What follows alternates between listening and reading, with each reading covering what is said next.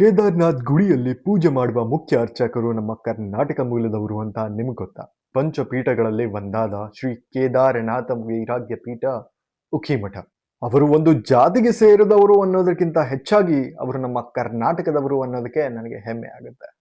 Rent ಹಸಿಯಾಗಿತ್ತು ಅನ್ನೋ ಕಾರಣಕ್ಕೆ 4,500 ರೂಪಾಯಿ ಕೊಟ್ಟು ನಾವು ಕೇದಾರ್ನಾಥಲ್ಲಿ ಒಂದು ರೂಮ್ ಅನ್ನ ಬುಕ್ ಮಾಡ್ತೀವಿ. ಆದ್ರೆ ಬೆಳಗ್ಗೆ ಗೊತ್ತಾಯ್ತು ಗೀಸರ್ ವರ್ಕ್ ಆಗ್ತಾ ಇಲ್ಲ ಅಂತ. ಬೆಳಗಿನ ಜಾವ ನೀವೇನಾದ್ರೂ ಜಲ್ದಿ ಹೋದ್ರೆ ಮಾತ್ರ ನಾವು ಕೇದಾರ್ನಾಥನ ದರ್ಶನ ಅಂದ್ರೆ ಸ್ಪರ್ಶ ದರ್ಶನ ಮಾಡೋದಕ್ಕಾಗುತ್ತೆ. ಬ್ಯೂಟೇನ್ ಗ್ಯಾಸ್ ಅಲ್ಲಿ ಹಾಗೆ ಎಲೆಕ್ಟ್ರಿಕ್ ಕೆಟಲ್ ಅಲ್ಲಿ ನೀರನ್ನ ಕಾಯಿಸ್ಕೊಂಡು ನಾವು ಸ್ನಾನ ಮಾಡಿ ಹೋಗ್ತೇವೆ. ಕ್ಯೂ ತುಂಬಾನೇ ದೊಡ್ಡದಿತ್ತು. ದೇವ್ರಿಗೆ ಬೇಡ್ಕೊಂಡ್ವಿ, ಹೆಂಗಾದ್ರೂ ಮಾಡಿ ನಮ್ಗೆ ಒಳಗ್ ಬಿಡ್ಸಪ್ಪ ಅಂತ. ಅದೇ ಸಮಯದಲ್ಲಿ ಒಬ್ಬ ಅರ್ಚಕ ಬಂದು ಒಳಗಡೆ ದರ್ಶನ ಮಾಡೋದಕ್ಕೆ ಬರ್ತೀರಾ, ಬರೇ 1,001 ರೂಪಾಯಿ ದಕ್ಷಿಣೆ ಕೊಡಿ ಸಾಕು ಅಂದ. ಒಳ್ಳೆ ಬಡ ಪುರೋಹಿತ ಅಂತ ಹೋದ್ವಿ. ದರ್ಶನ ಏನೋ ಚೆನ್ನಾಗಾಯ್ತು. ಅಲ್ಲಿ ಹೊರಗೆ ಬಂದ್ಮೇಲೆ ಗೊತ್ತಾಯ್ತು ಆ 1,001 ಪರ್ ಹೆಡ್ ಅಂತ. ಏನು ಹೇಳೋದಕ್ಕೂ ಬರ್ತಾ ಇರ್ಲಿಲ್ಲ, ಯಾಕಂದ್ರೆ ಸ್ಪರ್ಶ ದರ್ಶನ ಆಲ್ರೆಡಿ ಮಾಡಿ ಬಂದ್ಬಿಟ್ಟಿದ್ವಿ. ಅರ್ಚಕರಿಗೆ ಕೊಟ್ಟು ಅಲ್ಲಿಂದ ಹೊರಗಡೆ ಬರ್ತೀವಿ. ಭೀಮಶಿಲಾನೆ ಮಂದಾಕಿನಿ ನದಿಯ ರುದ್ರ ರೂಪವನ್ನು ತಡೆದು ಈ ಕೇದಾರ್ನಾಥನ ಸನ್ನಿಧಿಯನ್ನು ಅಂದು ಕಾಪಾಡಿದ್ದು.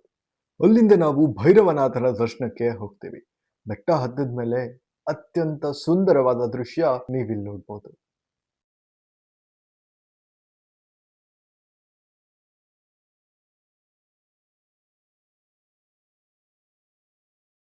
ಒಂದು ಮಿಸ್ಕಾನ್ಸೆಪ್ಷನ್ ಏನು ಅಂತಂದ್ರೆ ಶಂಕರಾಚಾರ್ಯರ ಸಮಾಧಿ ಇಲ್ಲಿದೆ ಅಂತ.